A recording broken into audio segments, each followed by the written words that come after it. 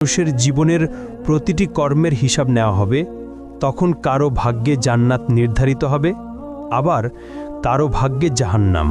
এবার কল্পনা করুন, আল্লাহর রহমতে আপনি সেই সৌভাগ্যবান বান্দাদের একজন যাদের জান্নাত নসিব হয়েছে। আপনি দাঁড়িয়ে আছেন জান্নাতের দরজায়। চিরশান্তির সুন্দর জীবন কয়েক কদম দূরেই আপনার জন্য অপেক্ষা করছে।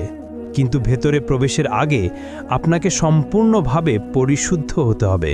আপনার শরীর থেকে দুনিয়ার সব অবশিষ্ট দূর করতে হবে। তখন আপনাকে বিশেষ এক নদীতে গোসল করানো হবে।